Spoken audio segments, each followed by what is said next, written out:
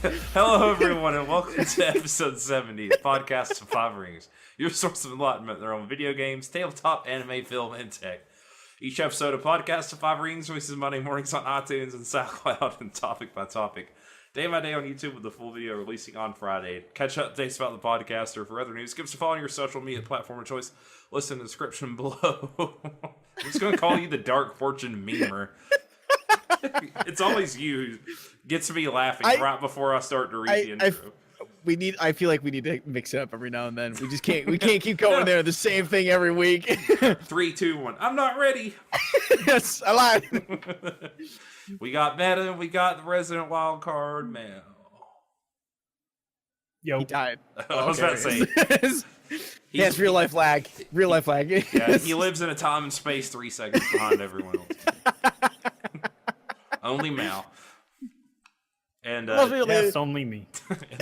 Yes. And Tetsuo probably has baby stuff to take care of. Probably, yeah, baby. I'm sure. Anytime it's a last minute like change of schedule, it's probably the baby. It's prepping for the baby. Yep. So yeah, it's post Thanksgiving. We're post Thanksgiving food boys. How was everybody's Thanksgiving? I saw you guys ate like 2 turkeys or something, Meta.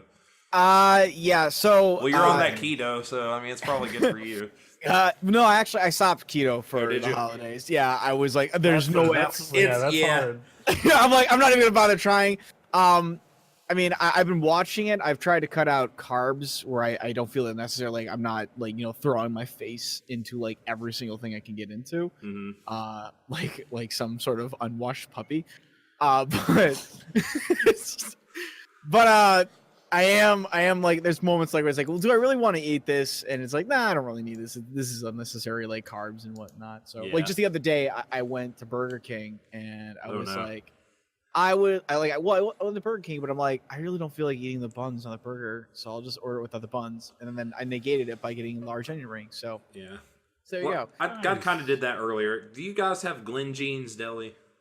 No, we don't have anything. It's like it's just a chain like kind of deli. It's not even really like a deli like you think of where it's like deli meats.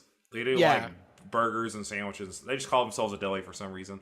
But I got like a grilled chicken sandwich and took like 2 bites of it with a bun and went, you know what? I just don't want a bun for some reason today.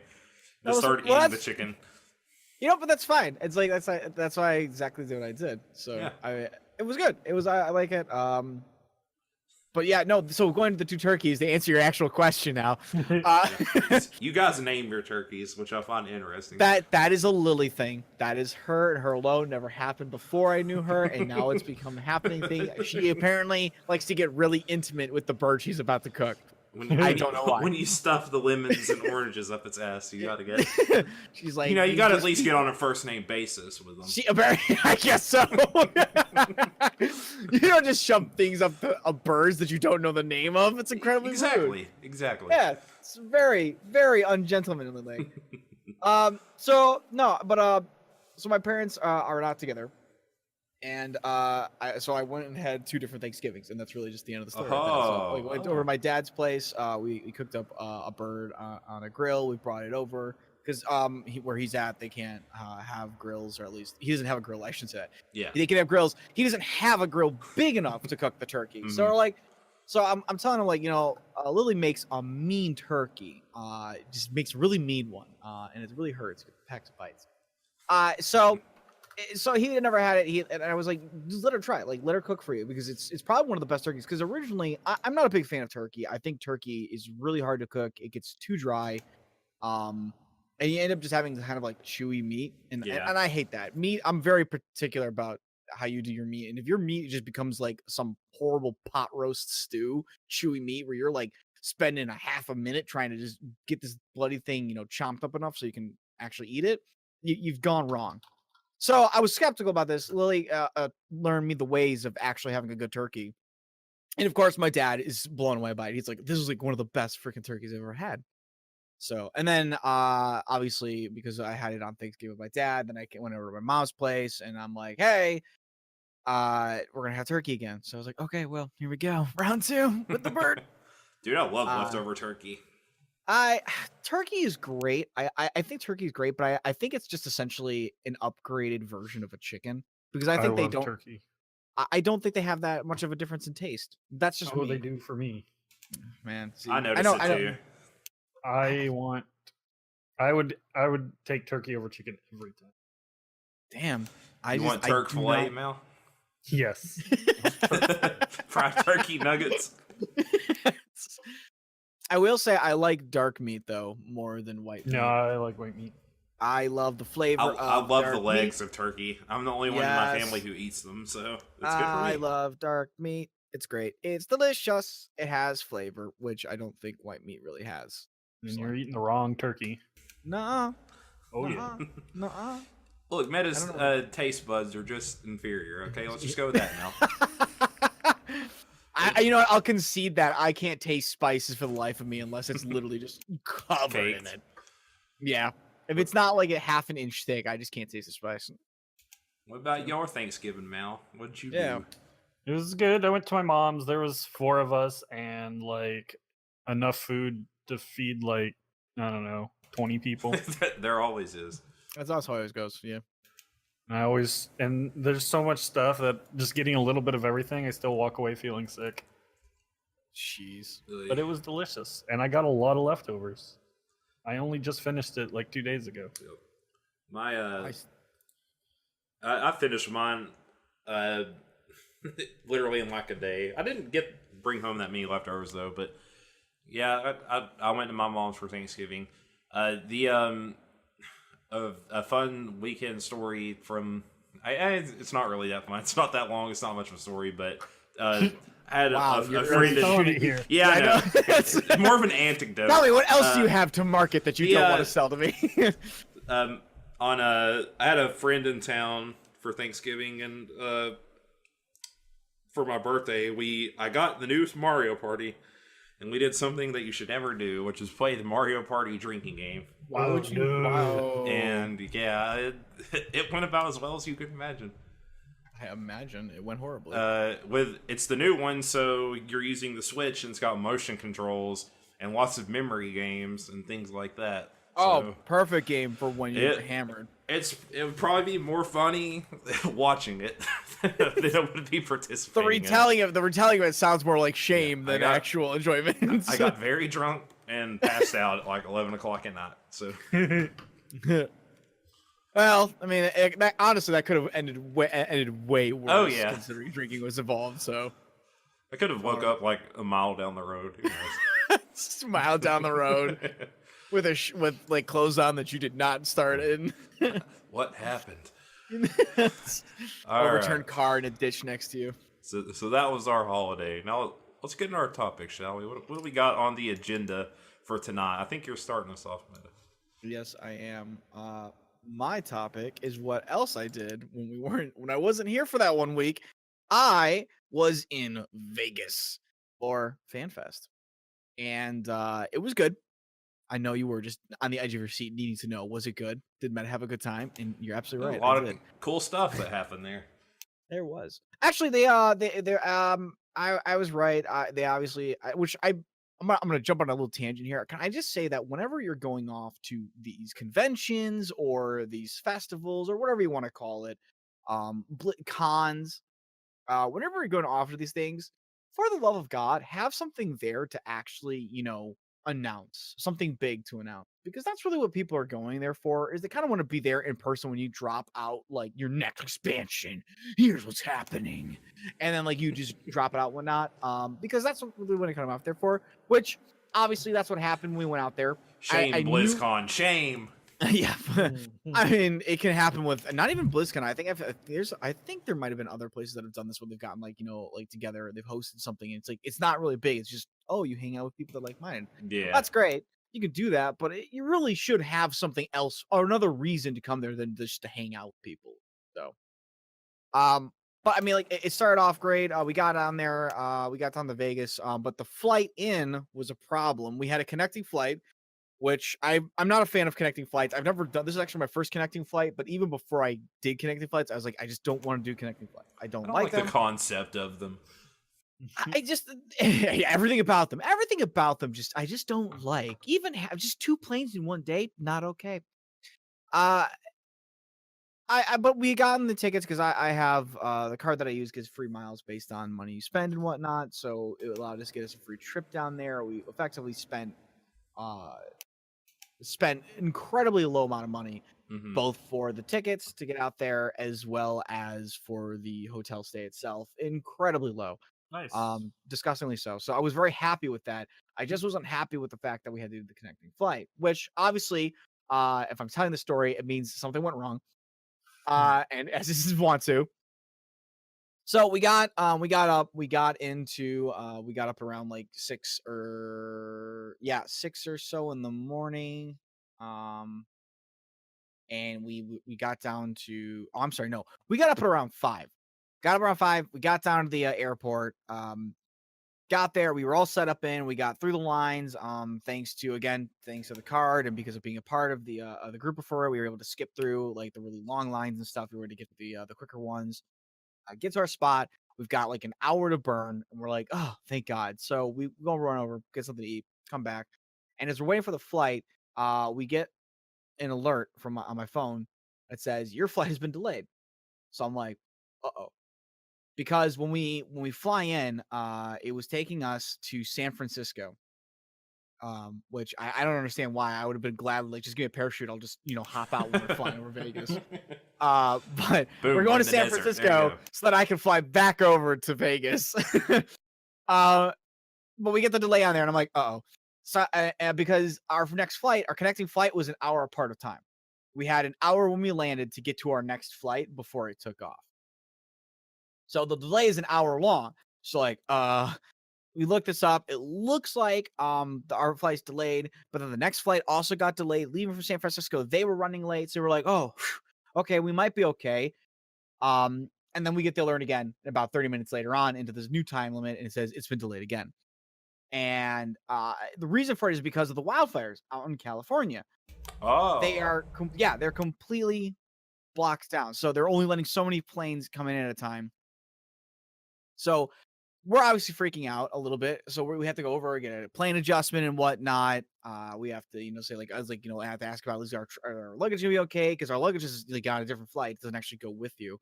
So we're asking, is that gonna be okay? Eventually our plane gets the okay after it had been pushed back to like around 12 or so. We thought we weren't going to get into like at 6 at night, but then they pull it back down to 11 and say, no, we're going to be allowed to board. You or guys get ready to get boarded because we're going to be able to go now. Get on there. We get in there. We have to get a new flight. We get onto a 2:00 flight. We don't get to Vegas until around 4 something local time. So that was a pain in the ass. That sucked. So a very, very long delay. Yeah, because we were supposed to get into like Vegas at around 12 something, and we didn't get it until 4 hours later. So it was a very long delay. It kind of sucked. It was very frustrating trying to find your luggage, and then obviously going down there, you have to see if it's like has it come in yet? Are they, which thankfully it did. That was on time, in time with us. So they were able to put it through. We already got there, and we finally got to Vegas and not, which was fantastic. They immediately started off the event with dropping in the new expansion trailer, which was bloody good. I was actually very impressed with it. Very happy to see it. It looked fantastic. They dropped out the information on it. The keynote had some great stuff. Yoshi P, the executive producer for the whole series, came out on stage. He had our head translator from the English side translating whatnot, and the CEO of Square Enix came out to visit us, apparently. Oh, wow. Yeah, he was out there. He was dressed as a blue mage. They played the skit of like the tight-knit manager who doesn't want to reveal anything, and the CEO who just doesn't care and is going to say do it anyway. And they had a skit. They had a lot of fun with it. They showed off that Blue Mage is coming to Final Fantasy XIV. It is, however, it's kind of its own beast. They revealed that in the trailer that the Gunblade class, or at least as we're calling it right now, because it's just a class that wields a Gunblade. Oh, yeah. Is very much going to be a thing. Rumors are looking to be that it is very much going to be a tank. It was leaked. Oh, really? Yes, they originally leaked it out to be, somebody leaked it out by the name of Blue Fever. They leaked out that it was going to be a thing, so people were kind of aware of it beforehand. But the Blue Mage does all three, doesn't it? Blue Mage doesn't. Blue Mage is its Okay. own kind of beast. So I'll get into Blue All right. Mage because it's really one of the biggest things to talk about. And then they talked about some other things. They talked about the new patch that's going to be coming up. They told us kind of like when the expansion's coming out, which is going to be in the it's spring summertime of 2019, which is Damn, that's generally pretty what I soon. guess. Yeah, but I mean, I kind of guesstimated that as well. We're effectively on the last patch. Once this new patch drops for us, that's the last patch before the new expansion comes out. They'll have in between patches for it that give more content and whatnot, but it's essentially the last big patch Yeah. before we get into the expansion. So there is that. They also announced that they are finally going to be allowing far across world jumping. So you do not need to just simply world transfer. You can finally just visit another server, so to speak, or another server world, and you can go play with friends on there and whatnot. Do stuff. Okay, There's that's cool. limitations. Yeah, there's limitations to it. Certain things that you cannot do anymore. But it was a nice thing to see that you finally can, you don't have to play on your server. If your server's congested or whatever, you can jump over to a friend's server and play with them, or they can jump over to your server, vice versa. But it became a little bit bittersweet because we got the knowledge that both EU and America were getting new data centers, which essentially means that there is, you've got your servers and then the data center, and the servers are associated to a specific data center. Data centers you cannot jump between, which I don't understand why that tech is out there. That is very much a thing. It's accessible and doable. But that's not how they're running it. And unfortunately, it became bittersweet to know that while you can jump across servers, the server changes were posted up about who's going to what data center, and they really did split apart a lot of different groups. Which So is it unfortunately like geographically, I guess? Like, are there No. European servers, or it's just random? I don't know how they decided on it, but they did say that they did sit down and they really did discuss over like what servers were going to what data centers in this split. Americans data centers are going to be all in America still. It's physically they're from as far as I'm aware, they're all in the same location and the same actual physical area, but how they're breaking it down has been split apart. So different racks or yeah, or essentially, different virtual, yeah, that kind of thing. entirely, different physical servers. Yeah, but they are in the same, as far as we're aware, they're all in the same actual physical building of a location. They're just not in the same rack, so to speak. And the same thing happened to EU. They were split into two. They're now got two data centers instead of one. So that was kind of just a little bit. It made the announcement of being able to like jump to a different server a little bit rough because there were a lot of people who ended up either having to lose their raiding groups, or they were going to be split from friends that they shared stuff with because they were no longer going to be on the same data center. That had obviously its own backlash for it. So it had its ups and downs there. Then they talked about some quest stuff for the game and whatnot, some event things they're going to be finally finishing out the last of the storyline. The other big thing that they dropped hints at heavily, but never actually confirmed, although it's confirmed as far as it matters, is that they are adding a new bunny race, specifically Vieira, which we kind of knew was going to happen eventually. That's the Fran race, right? Yeah, Fran. It's Fran. It's Fran's race, pretty much. We knew it was gonna happen eventually at some point. Yoshida loves Evilise. He loves 12 and tactics and whatnot. He's just a big fan of those games in general. And there had been concept art made long ago of Vieira, so we kind of knew that this was eventually going to be a thing. It was also very heavily asked by the player base. So that was essentially confirmed. He had a Bugs Bunny shirt on at the con, and they kept focusing in on it during that part. So it was very funny. But it was very nice to wear see. a different shirt before announcing something similar. Yeah, he has a habit of wearing a shirt that hints at or in some shape or form of what is going to become next, and they generally then confirm it at the next convention or at the next fan fest, I should say, while he wears another shirt that like hints at the next thing they are going to announce at the last fan fest, since there's 3 of them. So in this case, they that was what they were hinting at, was that Vera are going to be announced and whatnot, which we will actually see a model of in the upcoming patch for the game. So one of the bigger bits of news is obviously Blue Mage, and Blue Mage has humongous mixed feelings. I shouldn't say this. I've never. I've seen communities split 50-50 before, and that's exactly what happened here. Blue Mage got announced, but they decided that they are going to call it, and what they term is called a limited class. It is essentially meant for solo play, which Weird. yeah, it's very weird in a modern MMO where a lot of stuff, especially in MMOs, because those kind of games are generally associated around the idea of, like, playing with other people, Yeah. because massively multiplayer online. But the concept is essentially that they wanted to create the Blue Mage to the best of their ability that is most iconic for the Blue Mage. And that meant giving it abilities and powers from creatures in the game, as Blue Mages are wont to do. That they don't really want to deal with the time of trying to balance around raid scenarios and whatnot. And they really wanted to focus on more making this be Blue Mage, but that means that they didn't give it any really endgame assets. So it is not at max level. It caps at level 50, whereas the current max is 70.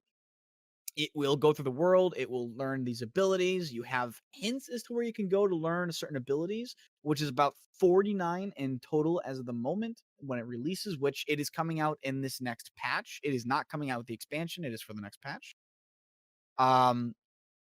It's going to get more as the more patches come out and expansions are released. They're going to increase the cap. They're going to give it more abilities. You'll just keep being able to learn new moves from iconic Final Fantasy monsters that have come out through over the years. However, in order to adjust for the fact that essentially once you're done leveling, collecting all the abilities, there's really not anything to do with your Blue Mage anymore, because that's going to be the truth of it. They did create a special content piece for Blue Mage, which is called the Blue Carnival.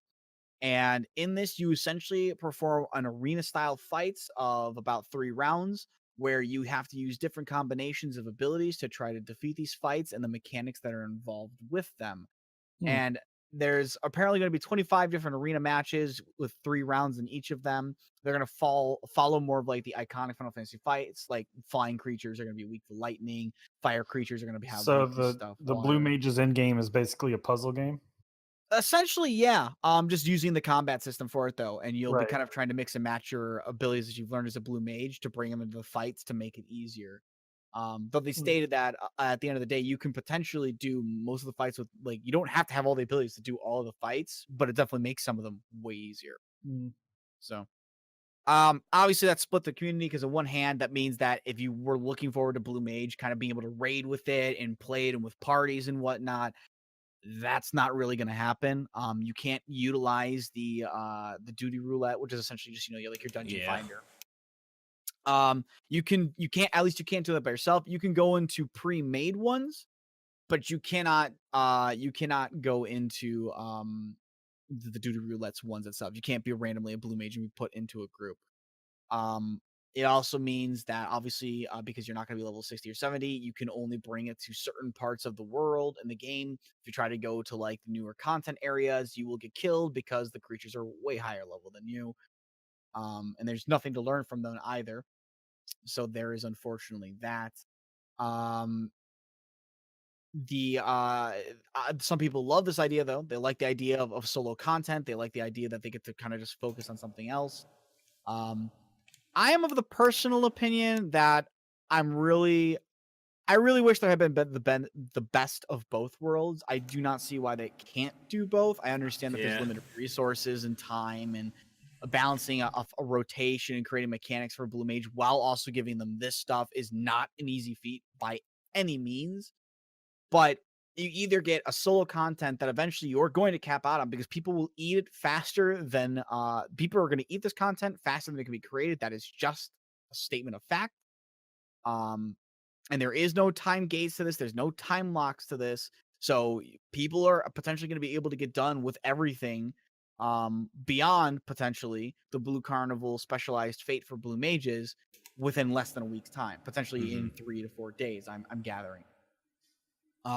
And that's going to be the end of that. There's no reason to bring it anywhere else. Once you've capped out on your Blue Mage, once you've maxed it out, you're done with it. And there's really no longevity to that class. I am glad that they did, however, keep what it is iconically. It's nice to see that the Blue Mage is going to be the Blue Mage. as players know and love it. Yeah, to they be. could have just changed it to something else and been like, "It's the Blue Mage. Here you go." Yep, they absolutely could have, and that was like one of the biggest things that they've talked about. They said like it's a blue mage, it's got abilities, and you go and fight the bosses, and then it pretty much just changed to be what blue mage would be, like a blue mage for Final Fantasy 14, but that wouldn't obviously hit what blue mage is. And blue mage is in and of itself, to be fair, a very very unique job and class that's been appeared in Final Fantasies before.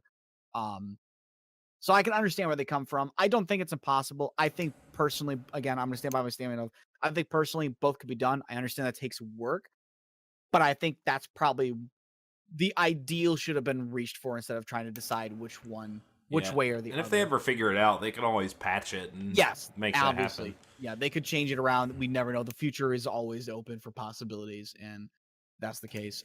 But yeah, the community's been very split on that one. I've seen people who have said they shouldn't even bother to make the class. It's pointless. There's no reason to even have it in the game anymore because you can't use it in anything except for this. And I've seen other people say this is like one of the greatest things. I've been looking for something new and different, and the Blue Mage is going to be that experience for me. I hope that with time goes on. So what you're saying is it's a different strokes for different folks. Yes, it's almost like people might have different thoughts on things, but that's insane. I don't know why they would. Yeah, it's fine. I see both sides of it. Yeah, it's that's kind of really comes down to the belly aching from people who are upset about it, the happiness of people who are saying it. I mean, and not to shoot down the other people, there are some people who are saying like, I really wanted this to be, or disappointed, not angry, but disappointed because they really wanted the raid with the Blue Mage. And I can see where other people who are like saying like it never should be made for raid at all. That's a dumb idea and whatnot. It should not be made as an end game. Blue Mage is perfect the way it is. Anybody who says otherwise is wrong. Obviously you've got the flip on different sides saying like the other way would have been wrong completely and it's stupid and dumb. I don't even care. Give me that Gunblade class. That's where that's where one of my raid members is like, so they're very excited about that. I need to get through Stormblood before that comes out. Yep. It'll be coming out with the next. The details for that will drop at the European Fan Fest, and then the rest of it's all going to drop at the Japanese Fan Fest, which are next year, I think in February and March or April. I think it's February and March because generally European and Japan are never far apart because they're almost timed to drop the expansion at that point. Give me that Keyblade class. Give me that Keyblade class. God, the Sora class. I want to be Goofy and Donald. No. You wanna give Donald all of your potions so you can burn them right away. Give me the Noctis and Ethers. The Noctis. Warp strike. Yep. I just want to teleport. Speaking of, there is apparently going to be a Final Fantasy 15-14 crossover, but only for the 15 side. It's happening. That's weird. We haven't seen any details on 14 for anything coming to 14 for it, but 15. That's really weird. Yeah, it's really weird. They're getting a quest line. Considering one of those is dead. I know, right? I was like, this is trying to perform CPR on a corpse that's been buried about 2 years back. Yeah, it's coming out. 15 is going to have a whole patch for it. They're going to get cool outfits. They're going to get a whole quest line and whatnot done for it. They're going to have a unique fight for it. They're getting a lot of cool stuff. 14, nothing. As far as we've seen, there is nothing coming for 14, which I think is. But I want to fight Arden. I want to fight 14. Actually, if you want to know, make him a fate. If you want to know something, because I know you just love 15 and it's the best game. It is. They just revealed one of the characters from the storyline in 14, and I swear to God, it's just fucking Arden. It's just Arden. Like he showed up, and I'm like, Arden. It's not Catboy Arden. He's still human, but he showed up. I'm like, I looked over the lid, like it's fucking Arden. So that would happen in the last patch, just storyline is for the ending part of the patch. So,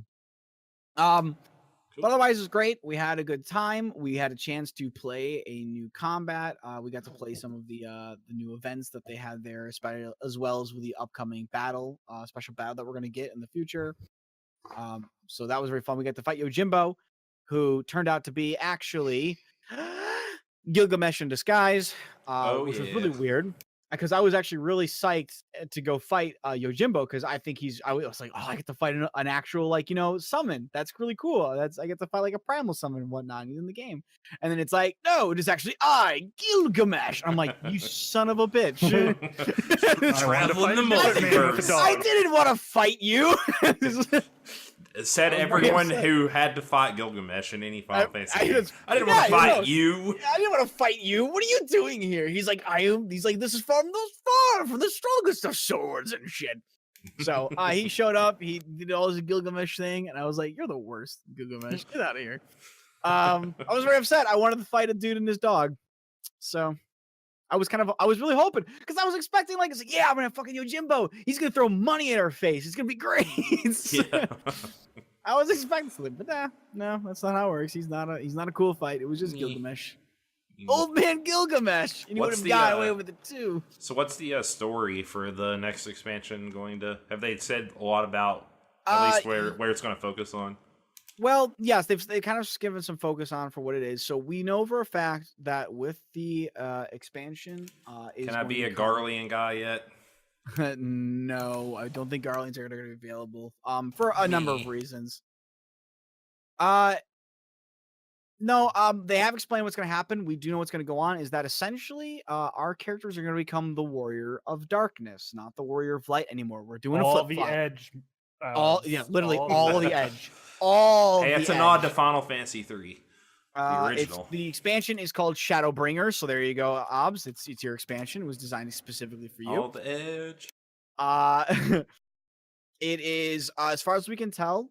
It is going to be involving the. I mean, you won't really know the stuff unless you played the game, but it's going to be involving the bad guy shadowy group, the Asians, and totally not the Nothings and the bad guys from Kingdom Hearts. Definitely not that. So there's the teaser trailer. I've linked it. You can see it out. It's really good. I didn't watch the actual teaser trailer for the expansion. I just watched the Blue really Mage good. one. It's really good. I would absolutely. Yeah, it's really recommend it. cool. I see a samurai. They always have cool trailers.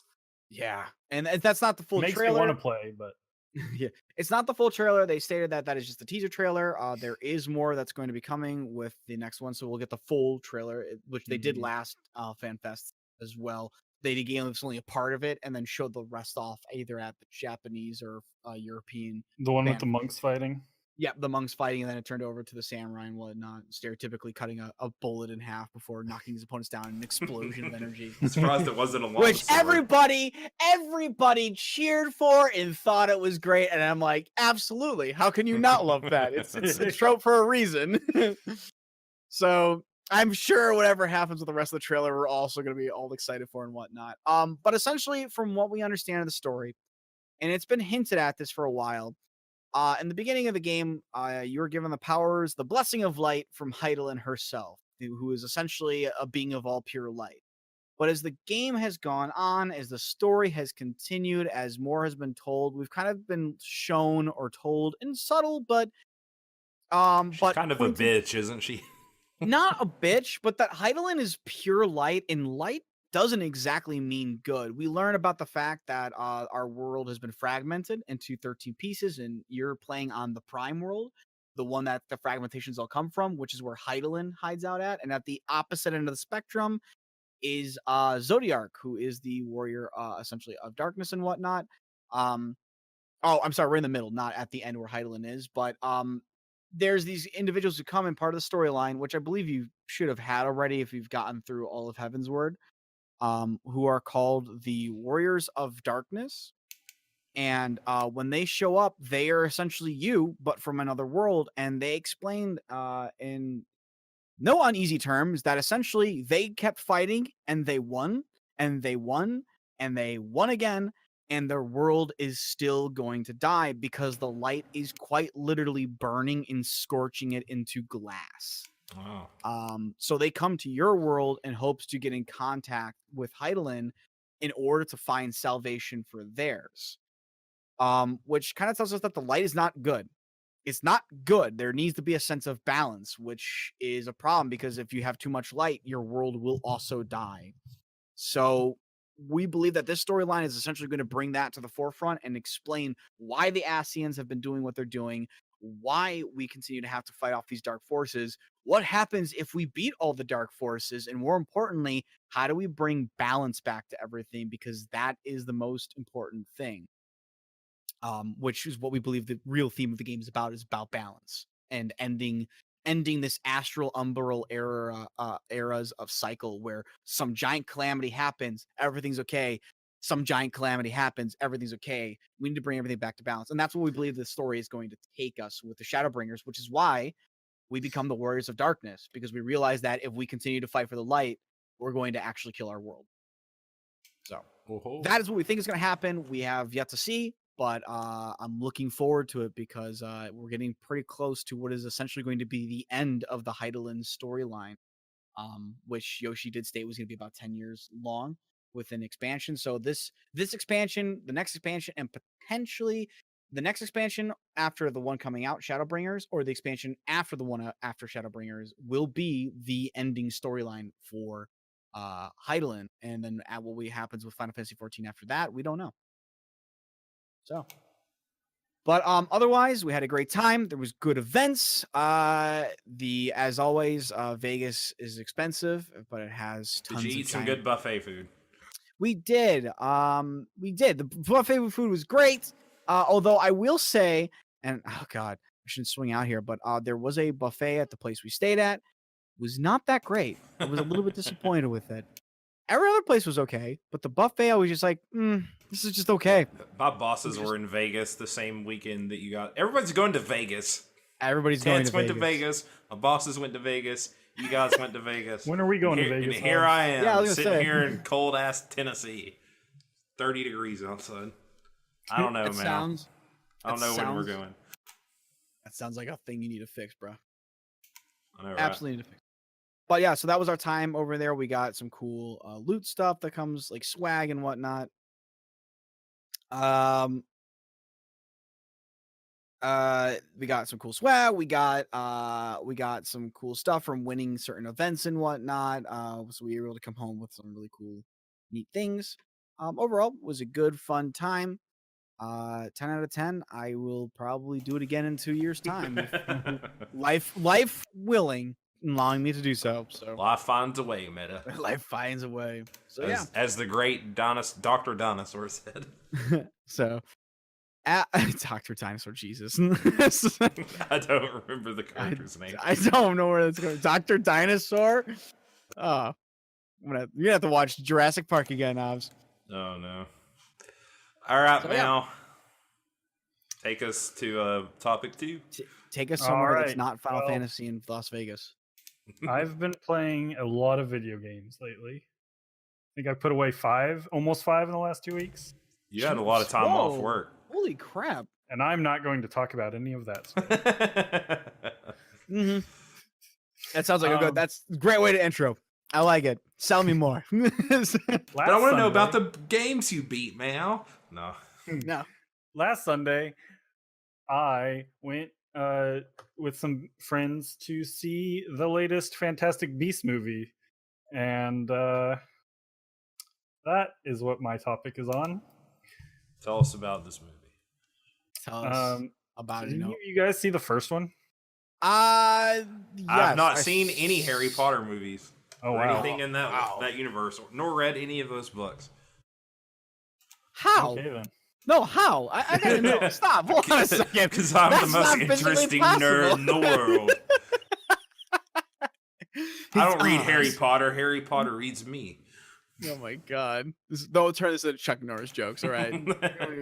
We're gonna meme ourselves out of existence. Now I'm the most interesting nerd in the world. How did you evade this? I can't imagine. I've never watched any of them. You didn't even read a book. No, if I'm going to get into it, it's going to be through the books and not the movies. Huh. But it's hard for me to find time to read books. I'm surprised. That was huge. That quite literally swept the nation. It did. I mean, the world practically. Yeah, pretty more much. than just the nation. You know what? I was busy playing Final Fantasy X when those books came out. All right, so just simmer down. So was I. I was gonna say Mao definitely was playing Final Fantasy X. He's never really stopped. But I mean, much as I love talking about me, Mao's topic is about me. So all right. All right, it's Fantastic Beasts and the Crimes of Grindelwald, which came out November 17th in the U.S. It was written by J.K. Rowling and directed by David Yates, and there were some issues. I have some issues Really? with this movie.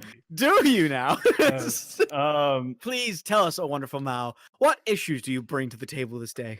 Yeah. So the movie takes place a little after the first one, after Grindelwald had been captured and he escapes, and Dumbledore is in this one and asks Newt to help him deal with something. So light spoilers, I guess. I don't know. It's hard. The first thing I can't really talk about without is that Creedence from the first movie, who had died, is now not dead. What? Yeah, he's actually still alive and is now the main focus of the movie He again. was just joking. Wait. What? Yeah, now he's in France for some reason. What? All right, no, keep going. I mean, so that's not entirely out of left field because they did show like Yeah. some like black mist going away in the end, or which is what it looked like he had turned into and stuff. Because he's an obscura, which is a magical creature thing. Yes. Anywho, I think the biggest problem with this movie is the writing. Writing screenplays is not the same as writing a book. And yeah, it's a very different beat, yeah. So yeah, they had J.K. Rowling write the screenplay for this. Did she write the screenplay for the one before it as well? Don't think so.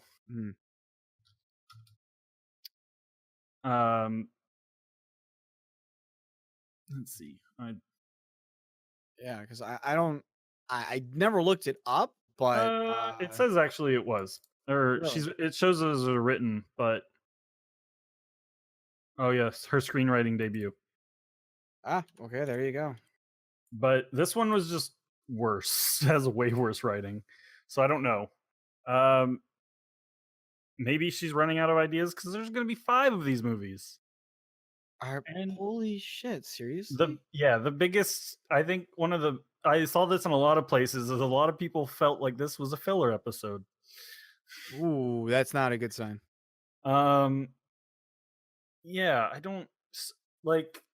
She probably should have written these as books, and then someone else could have adapted the screenplay. But that obviously would have taken too much time because writing books is a long process, and they wanted these movies now because it's quicker. But I don't know. Someone needed to adapt her whatever story, even if they needed to adapt her screenplay into a screenplay, or something. There's just because there's way too much going on, way too much, too many people, too many just useless details that you would put in a book, but when it's a 2-hour movie, it just ends up being very cluttered. There's a lot of stuff that doesn't need to be in this movie. They had 2 characters that were basically just references to the original Harry Potter books that don't really end up adding anything to the story. Which actually a lot of the characters could have been just dropped, and ultimately tightened up the story.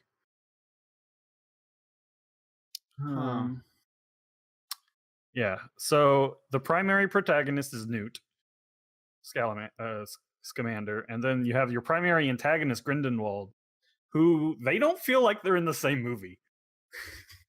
They're off doing their own things practically, and they're connected by this little thread that is Creedence, and it's not enough, because his character is pretty bad, and because they I don't know, they dropped any sort of characterization he had in the first movie and gave him a new role or thing to focus on, and it just doesn't feel right. And it tries to follow too many different people and from their perspective at times. Just the characters, a lot of characters feel superfluous. Just could have been tightened up to be. and make a better story. Like it see, it sounds like you're naming off a lot of things though that are really crucial to any story though. Because I mean, if you've got people kind of, if nothing ever feels like it's really connecting, it never feels like, like they're doing their own thing. Characters coming in that have no reason to be there. Which means you spent time on individuals that aren't don't have any impact. That's huge in movies. You've got so much running time. This isn't a book where you can just keep writing to fill out stuff later on or to go back and edit it before you publish it. This is a movie. You're going to put it at a certain time frame that you got to work in. If you're burning time on things that shouldn't be there, or you're not spending time on explaining like how these things are connected or how things are going along, that sounds like it's pretty bad. yeah, as much as I love Newt, and I would just prefer to have him doing like having adventures like with the Fantastic Beasts that are part of the story or the title. I think this movie is made worse by the fact that the first one exists. Like, I don't think Newt has a place in these movies. Wow. At least now the story that they're telling with Grindelwald and that whole story and him and Dumbledore. Like, I don't think Newt needs to be there. Does he just not have like an impact on things that are going on, or is it just like it just feels like he's trying to do his own thing? Like he doesn't want to be there, and he doesn't need to be there. Like he just should and they just like throw in creatures to make him relevant. Like these movies definitely have more magical creatures than the original books, and a lot of them feel like they're just there so that Newt has some relevance. Because that's his thing, is that he likes magic creatures. Huh. Yeah, there's also there's a lot of exposition that doesn't really lead up to anything. Ultimately, it also might just be laying a lot of groundwork for the next one, but it just ends up falling flat, I think. I mean, you can have sequels though that don't do that. You can have sequels that are really good, still lay groundwork, and still set up. It might just be like they need to stretch. I think that's the kind of. It sounds like it's almost kind of like the same thing that happened, at least in regards to the storyline. There's other issues with it, but like within episode 8 for Star Wars, where there's lots a lot of side stories. Yeah, lots of side stories, lots of things just jumping off into different directions and whatnot. And possibly laying groundwork that we're unaware of for the future, but ultimately, like things don't really kind of translate, or they cut things off that had no points, and kind of just I don't know. It sounds like what you're describing is just a very all over the place and not really sure where it wants to be kind of movie. I don't think it's quite like. I think it's worse than that. Like they just. Ooh. Like it's like they just took two different storylines and mashed them together that like they didn't really need to connect at all. Like you could have had Newt doing his own thing be a movie, and then have a whole separate movie of like Grindelwald and his stuff. Also, the more you know about Harry Potter lore, annoying this movie gets. There's the biggest continuity error is that there's a flashback and then Professor McGonagall is mentioned, and that flashback takes place nearly 30 years before she would have been born. Oh. But she's a teacher at Hogwarts, so that's bad. And I don't know. The whole timeline it takes place in, which is the 1920s, or the 1927 is the date of this movie, or time in the year of this movie takes place in.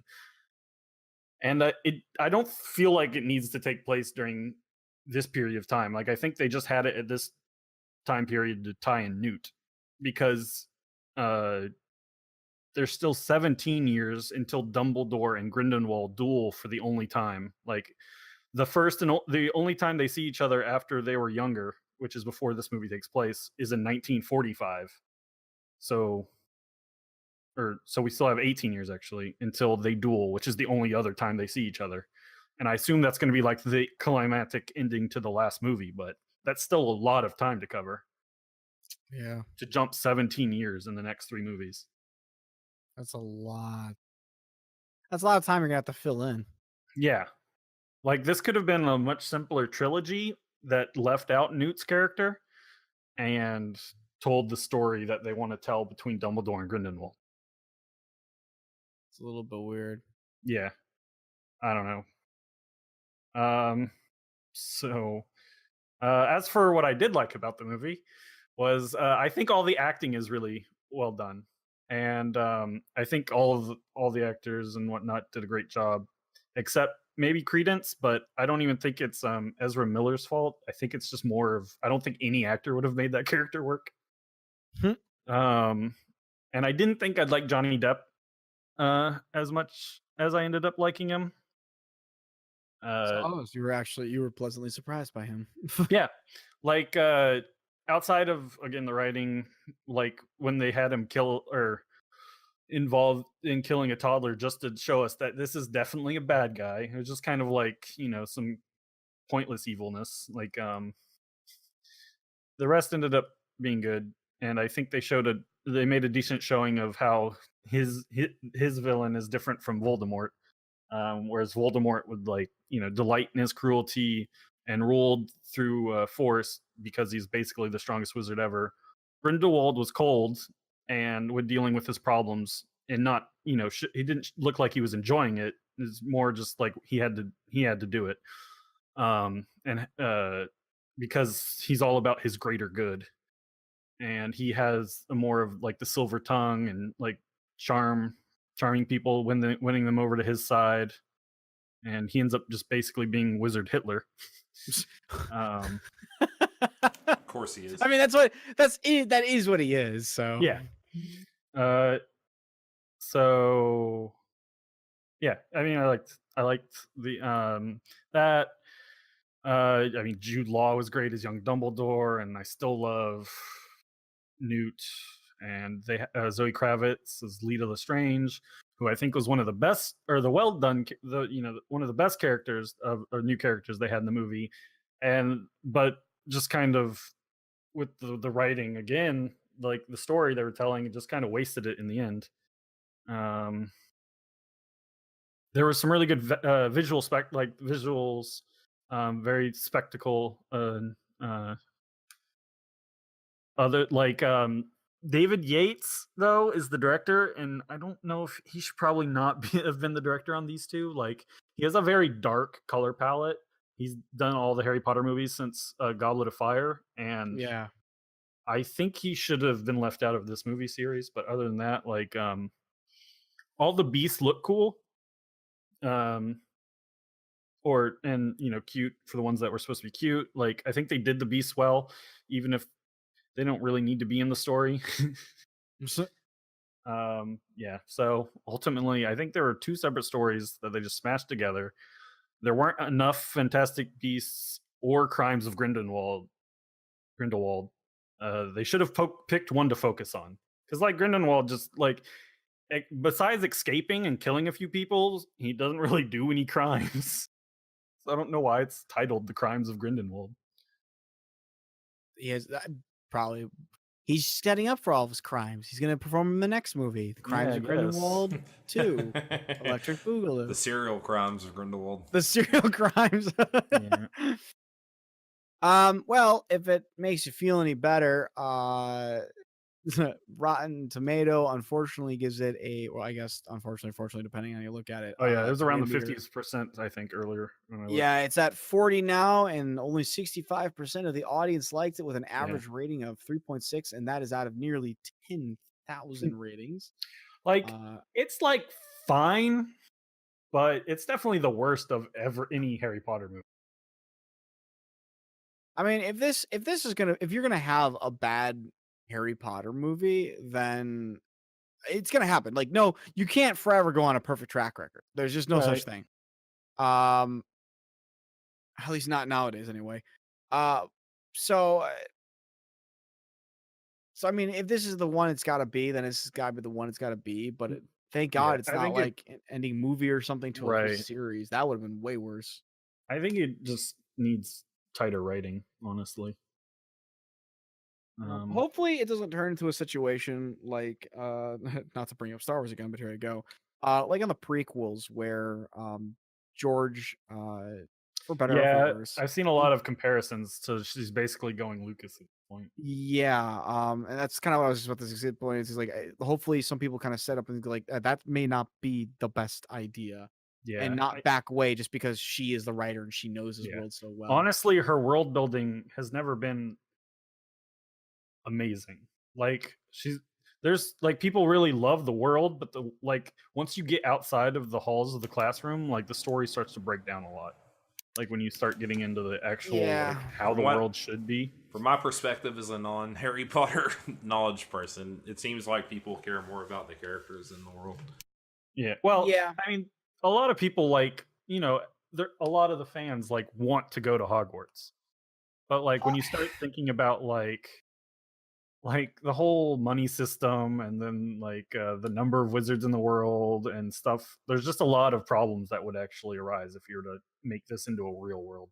Yeah, there's also the issue is that there's there's inconsistencies with like understanding, yeah, being beyond and yet below. Like there's a big thing where like the wizards have almost no practical knowledge of like regular humans technology, It just but they're which they so shouldn't out. have.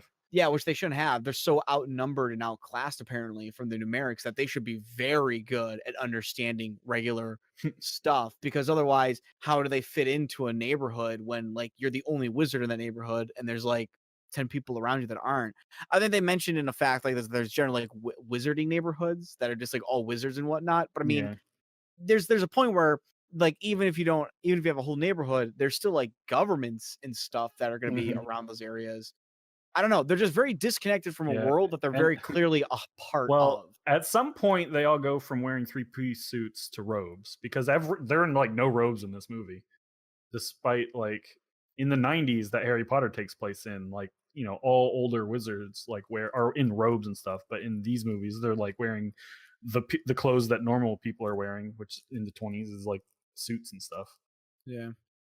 I don't know. It's It's weird. I think if like as you put it, best Mal, once you start getting into the world itself, things start to break down. Yeah. But if you stay contained into the small world that is Hogwarts, Yeah, or it's something like that. yeah, I mean, don't there are other schools they could be doing. they could also it's kind of almost the motto of like saying less is more. Yeah. Don't Oh yeah. don't really talk about the world. Don't There talk was about way too much telling and not enough showing, I think, for this story. I think in the whole series in general, is just the less you start saying about the world itself and just focus on the events of the characters that are in with a specific area, you're fine and golden. You don't have to explain a lot because there's nothing to Yeah. explain. I don't have to answer it. Who knows? Maybe it works that way. Maybe it doesn't. I'm out. You just kind of back away from your you back away from the desk. Can't answer questions. Sorry, it's not taking questions today. So it's kind of a shame that it's kind of the outcome that it has, because I kind of I mean, I was did- on the line of seeing this, but having seen this Yeah. now and hearing what you have to say about it, I'm probably just like gonna, some people are going to be happy enough that it is a Harry Potter and it does look pretty, and like that'll be enough for some people. Like they did make more than breaking even. They're like, we need to make 400 million to break even, and I think so. Like Wikipedia had it at like 400, nearly 450 million, I think, made. So like they made their money back. which is, I mean, technically, which is all you need. If you make your money back, you can make another. Yeah. But will they? Will they do Well, I doubt they won't. It's a Yeah, I'm series. sure The series, it's gonna make money. There's no doubt. If it's Such a successful in huge the theaters, franchise. it's so huge. If it's this successful, even on this low of a rating and this flawed, so to speak, and it's still making the money back, then some, there's no doubt in my mind that they're going to continue pushing along because, hey, you know what? It's a bump in the road. Whatever. We'll get it on the next run. When like 33%, Which I hope they do. When Yeah. 33% of the people in my communications department were writing their big giant presentations on Harry Potter stuff, Yeah, right. I was like, okay, the oversaturation is real. there you go. All right, you got anything else, Mel? No, that's it. All right, bye, everybody. Crimes? No, It's just like I said, we're out. Later. let's get out of here now. Okay, time for my topic. We're let's take a deep You dive. know, Obs, into here. actually, I gotta get going, man. It's really late for me over here. But I was going to tell you how over the break I've marathoned 200 episodes of Bleach.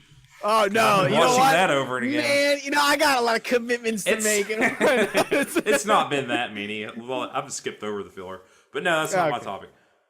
What are you talking about? My today, topic Oz? today is Pokemon and Pokemon Let's Go, which I've been playing not a whole lot, but it's been a nice, fun, casual, like 2 hours every few days experience. Give me your elevator pitch right here. How's it been? Pokemon Let's Go is the most chill Pokemon game. Okay, so we talked about this way back months ago. Back when this was, I think in July or June, when this was first revealed, and I had some concerns here when this was out. Not like overwhelming because they said, you know, this isn't the mainline series Pokemon game for the Switch that we were talking about. That's what I was more worried about. It was more the Let's Go-ification, or the Pokemon Go mobile-ification of Pokemon. Would these features overwhelm? I could see that being a potential fear. And are they bad? And I'm happy to report, at least in my experience, that, you know, they're kind of refreshing. It is, so Pokemon Let's Go, there's Let's Go Pikachu and Let's Go Eevee. These are the two different versions of the game, because there's always multiple versions of the Pokemon games. You gotta get both to get all the Pokemon in both games, essentially. So, or trade. Exactly. You trade with your friend, you get a friend who gets one, your significant other gets one, you know, you both play, you have a good time. So, these are semi-sequel, semi-soft reboots of Pokemon Yellow. So the starting Pokemon in the original Red and Blue, which is Yellow, is from Generation 1 in Pokemon, which were the first Pokemon games. In this game, rock Pokemon. if you get exactly. If you get Let's Go Eevee, Eevee is your starter. If you get Let's Go Pikachu, Pikachu's your starter. And they are called your partner Pokemon. They wander around, they follow you. They learn HMs, like, that are secret techniques, I think is what they call them. So they don't take up a slot. There are no HMs, just like what started in, I think, Generation 6 is when they got rid of HMs. It was 7. Gen 7. It was a Sun and Moon when they got rid of HMs. So you don't have HMs. None of that stuff. So yeah, they're your partner Pokemon. You can evolve them, which is also what happened in Yellow. But they're not completely gimped in a way. Like, actually, my Eevee is my most powerful Pokemon. So the Pokemon Go stuff, I haven't played Pokemon Go in a long time, so I'm probably going to misspeak about some features that are actually in the game. But there are candies and stuff. Like, when you catch Pokemon, you get candies. Usually, like, the Pokemon's best stat, if they're like a speed or good physical or special attacker, you'll get like a candy that'll give you a +1. And you just use it on a Pokemon. Then eventually you have to give them 2. There's large versions of candy and extra large versions. So it's very easy to make your Pokemon powerful. I haven't been overusing them. But you also get the Pokemon candies if you keep catching that Pokemon. And eventually that's in Pokemon Go. Yeah, you can send your Pokemon away to the professor and get candies back for them.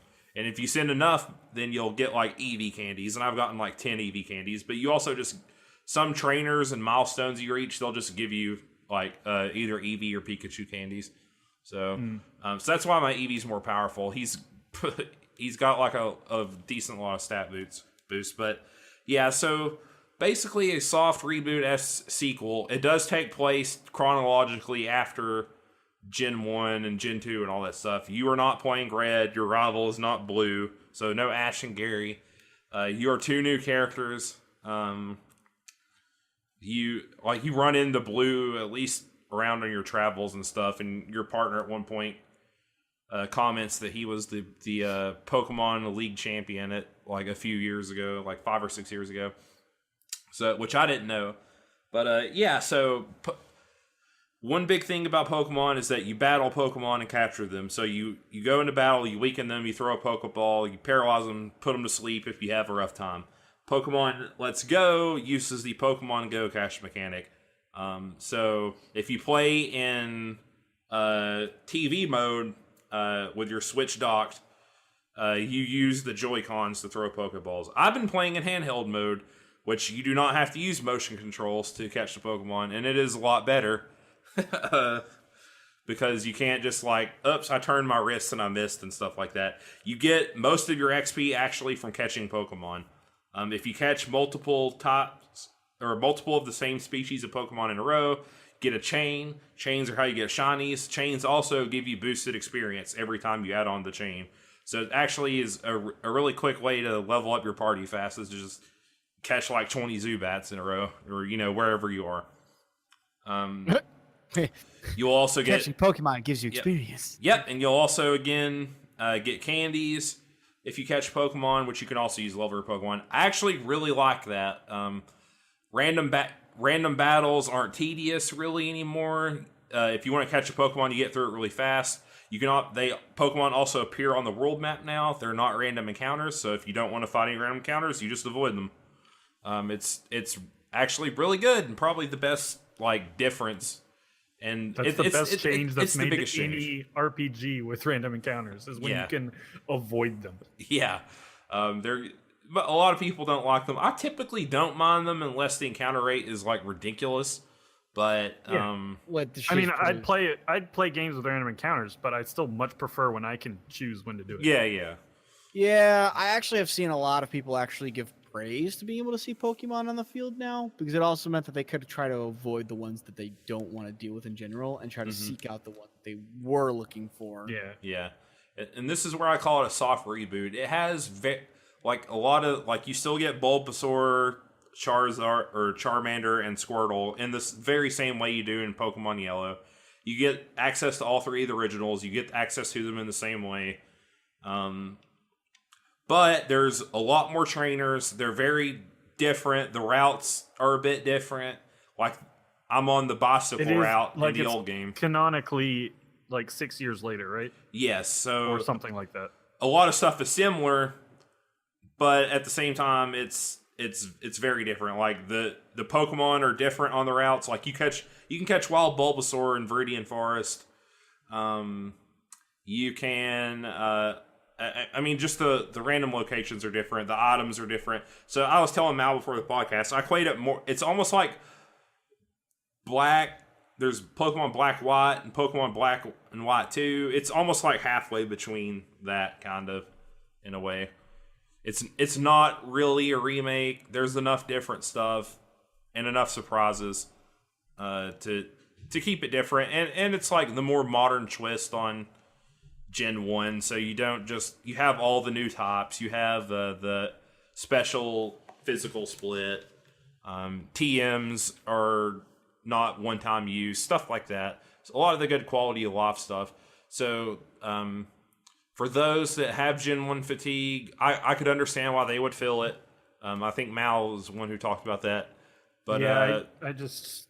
Wow. It looks really cool, but I just can't. I just don't feel like going back to play a game with only the 150.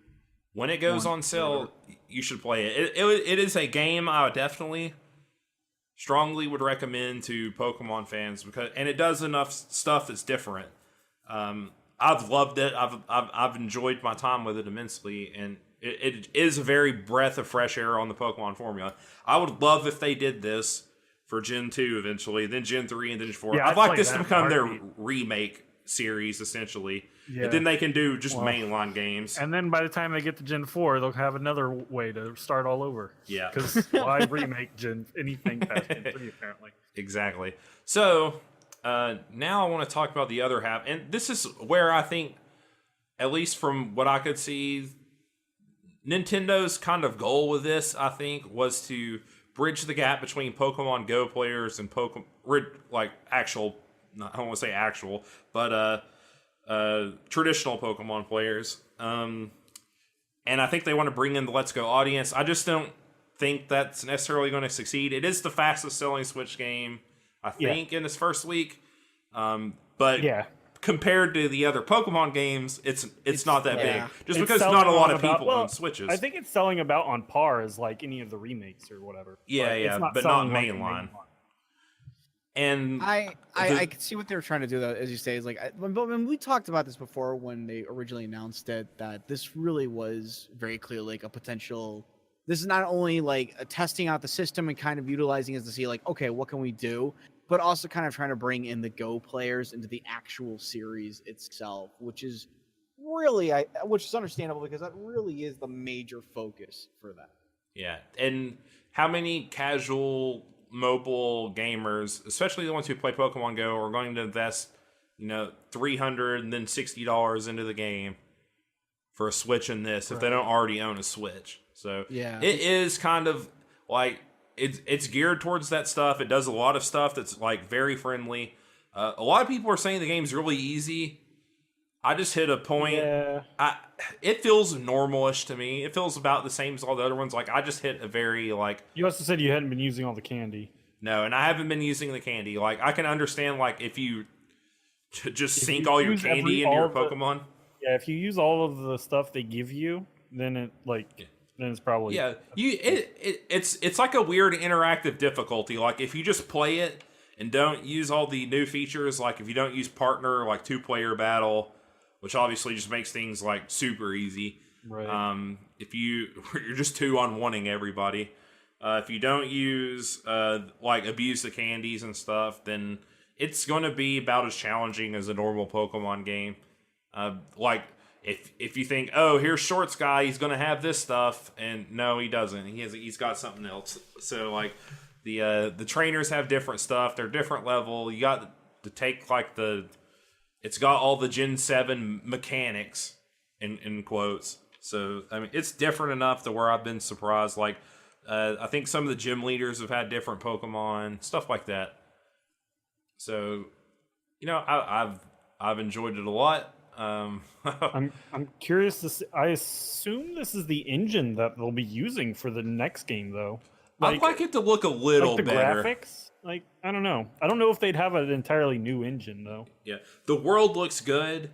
I love on the world map. It looks fine. I think the Pokemon models are barely up-resed from the actual Go ones.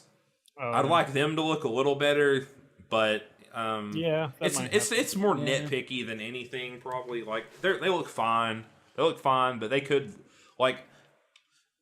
Here's my actual powerful Nintendo console. I expect my Pokemon to look at least a little bit better than that. But I mean, at the end of the day, they're cartoon monster looking things. So I don't know how much you can do and keep the cartoony style really. Tangent, but man, Gen 5. The Pokemon look so good in Gen 5. The pixel art, but they were animated and stuff, looked so good.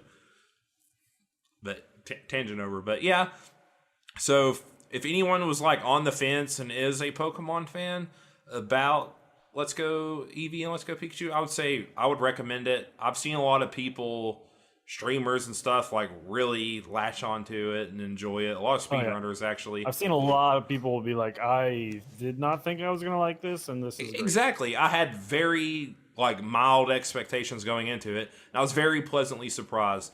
I think by the end of it, and if there's enough more surprises and stuff towards the end, I'm having a lot of fun with the game. I could see it being perhaps my favorite game of the year, maybe even. I think it's definitely booted out God of War out of my top 3.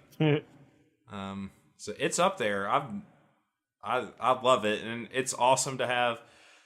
If it didn't have the motion controls, I would play in docked mode a lot more. But I mean, it's been really fun to play in handheld. It runs great. I haven't noticed really any lag or frame input issues or anything like that. But I mean, it's not the most powerful game. It's a Pokemon game, so yeah, it's I'm really curious to see what the next gen has in store for us. Oh yeah, I'm too. I'm curious to see what engine they use if they borrow this one. Right. I believe they've said that there won't be any of the Go mechanics in the next one, but no, it's going to be its own thing. But right. I would love to see this continue this line and be its own line. I think we'll see. Like they probably might take the best from both, or they might take not best from both. I should say they might take the best from Go, or things that clearly got a lot of people really liking into it, and they might try to find ways to implement it without ruining what is otherwise a considerably perfect formula for a Pokemon game. So the one thing I'd like to see imported over the most, if they do borrow anything, is the Pokemon on the map and not the random encounters. Yeah, I would like that too. That is the thing I'd want the most. But them being on the map. Also, I love like the riding the Pokemon, the Pokemon like Pokemon on the screen, your Pokemon on the screen and stuff, that sort of thing. I really like. That's what I actually liked because I only played the original Yellow. I never played the Red or Blue. That was something that I actually had me really excited about Yellow, was that your Pokemon was following your Pikachu you. would follow. Yeah, you. even if it was just your Pikachu, it was just awesome the fact that he was there. Another good thing about Heart Gold and Soul Silver is your first Pokemon would be behind you. Yeah, and it's a little bit better than putting them in a ball. Right. So I was like, yeah, they're just there. I do not have the special edition with the Pokeball that you can walk around with or anything for the free game. Oh yeah, I saw some people on Twitter like apparently some dogs. It was some dogs went to town on those because like it's a ball that you have in your hand and will like shake and stuff. You pretend to throw it. And stuff. Yeah. So I'm gonna get it. I'm gonna get it. A lot of dogs. They chewed them up and stuff. Yeah. The one other cool thing that I noticed, I don't know if they did this in Sun and Moon, but when you use a physical move, your Pokemon will do one animation, and when you use a special attack, they'll do a different one, which is kind of neat. That I thought, like, Blastoise will open up his mouth and shoot water. Oddly enough, not out of his like hydro cannons. I want custom animations for every Pokemon and every move. That would be awesome. Would love that. That's a lot of programming. The one thing I actually do look forward to, this is like a little joy of mine personally, but is whenever you get kind of like that Pokemon's iconic move, I love the fact that the animation kind of is matched for that. That to me is such like it's a detail. It's not really the most important thing, but man, it's really cool to see a Pokemon perform an animation for an attack that was kind of clearly designed for them, and it's like a very specific animation, like Greninja's Shuriken and whatnot. Yeah, that was really cool. I loved that. Yeah, like there's having over 800 Pokemon makes it very difficult, but man, would I love that. That would be. Give me that Pokken. I want Pokemon, but Poke where you fight and it's like Pokken. Oh, that would be that'd be a real nightmare. That I want to see how big that game ball would be if they can pull that off. That would be so badass. The animations of Pokemon are really good. They're really good. Pokemon look good too. Yeah, so I mean, like if Pokken was taken to, if you took Pokken and just did that for all the Pokemon with the animations, whoop! It's a fighting game with 800 characters. Oh no! Oh no! No, we wouldn't want that. You would have never used the first. You would have used first tiers or second tiers. You'd always be trying to find third tier Pokemon. I want to fight with Diglett. So yeah, I'm also happy to see the low ones made it in. So that's been neat too. I like the lowland Pokemon. They cute. But anyways, yeah, it's good. It's really good and pleasantly surprised. It's the most pleasantly surprised I've been with a game in a long time because I had almost zero expectations for it. I was debating even getting it, and I'm glad I did. I'm glad it was $60 well worth spent. Well, actually, I spent less because I'm a cool boy and I got an Amazon credit card that I get Amazon points on. So I spent like $40 on it. I believe it was the most bought video game of Black Friday, and it's not on sale.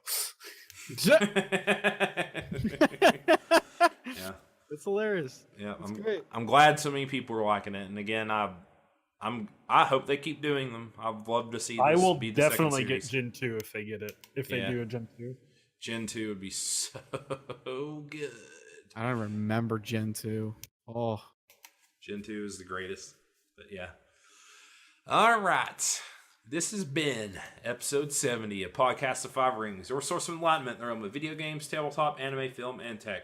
Each episode of Podcast of Five Rings releases Monday mornings on iTunes, SoundCloud, and Topic by Topic day by day on YouTube, with the full video releasing on Friday. Check us out on Twitter, Podcast5R, Facebook, P5R Podcast, Ben Lily Stream at twitch.tv/PSOFlow.